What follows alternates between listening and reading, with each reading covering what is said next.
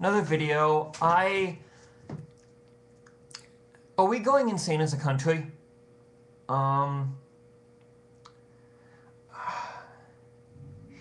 It seems that the extremes have gotten more wacky.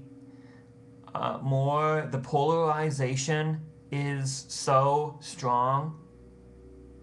I mean, you have Senators DeMint on one side, you have Nancy Pelosi and Barney Frank on the other.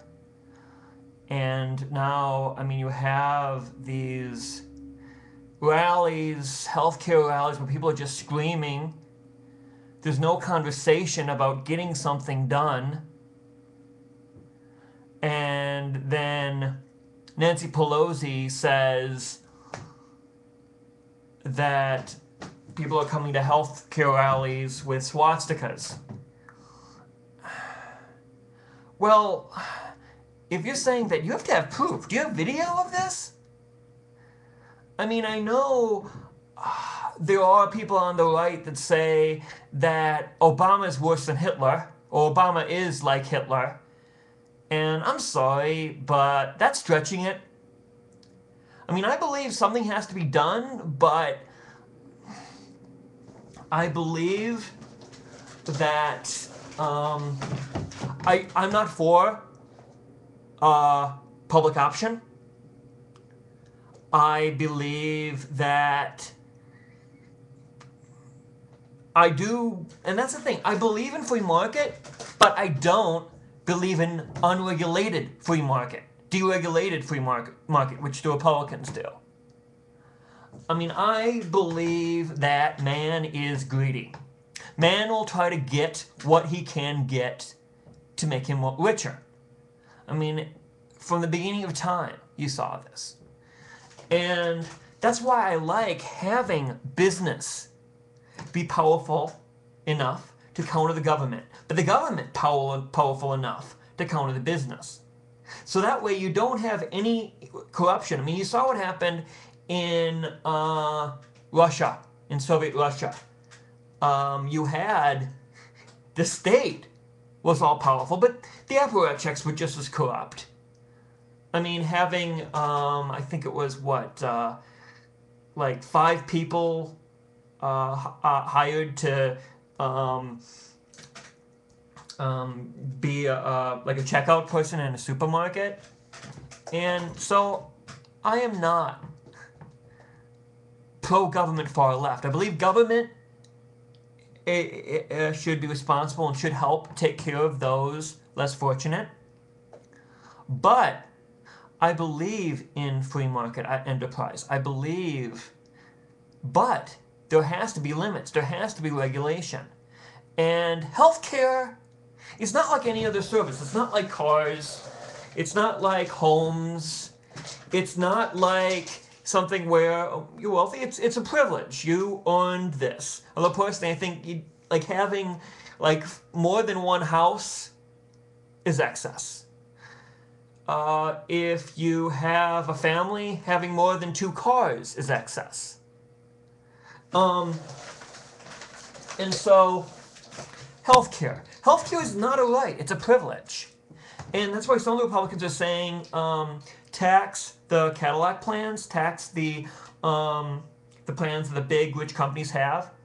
I'm for that. But I'm also saying no except exemptions like previous illness. Oh, I'm sorry, you can't. We can't cover you because you have cancer.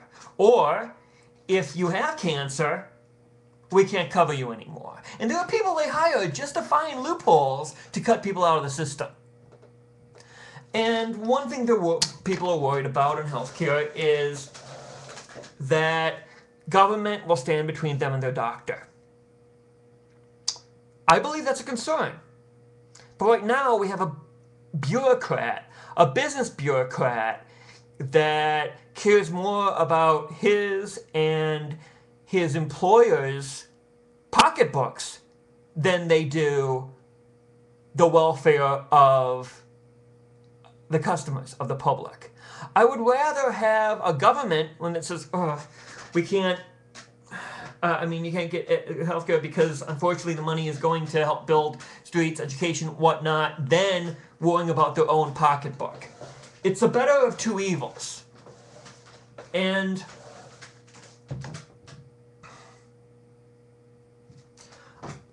I think trying to allow abortion is a non-starter. Trying to allow that this health plan would allow abortion.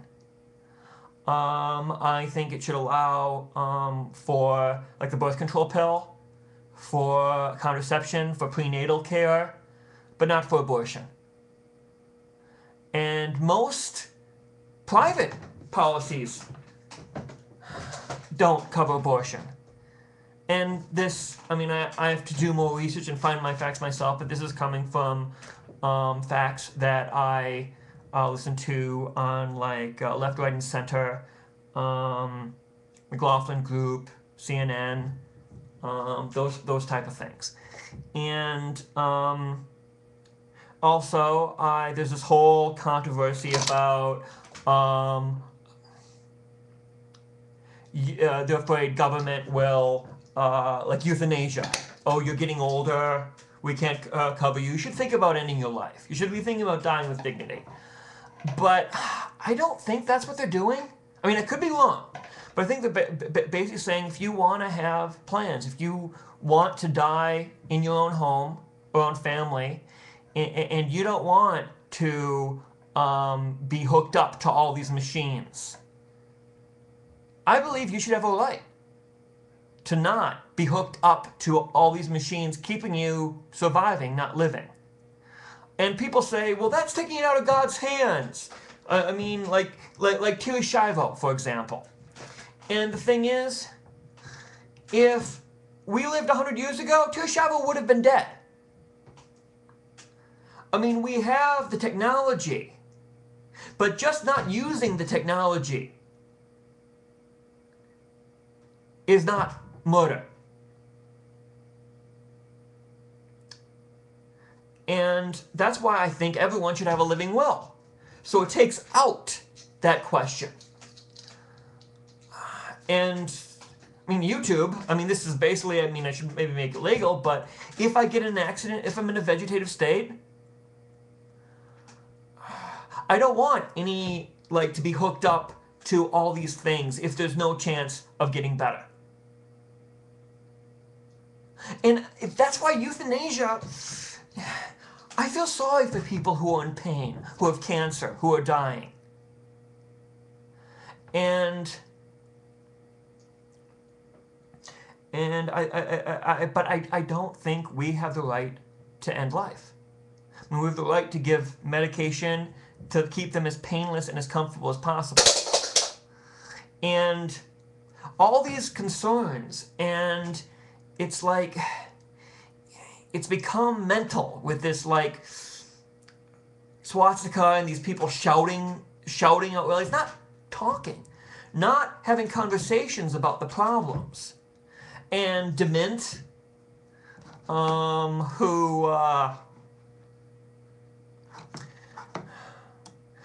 Jim DeMint, who said this will be Obama's Waterloo. Just listen to that.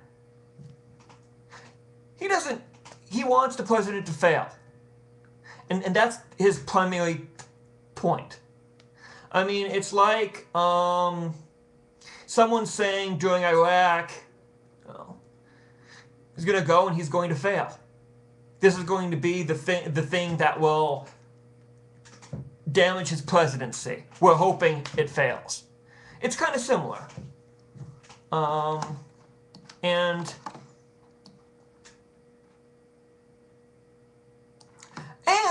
DeMint is a strong supporter for Club for Growth, which is trickle-down economics. It's kind of funny how these I don't want to use born again, these fundamentalist Republicans are for trickle-down economics, are for economics that benefits the rich at the expense of the poor. And I don't think, like, you shouldn't benefit the rich at the expense of the poor, the poor at the expense of the rich, but you shouldn't get rich on the backs of the poor, and that's what trickle-down economics does. So that's healthcare and trickle-down economics to a T. God bless.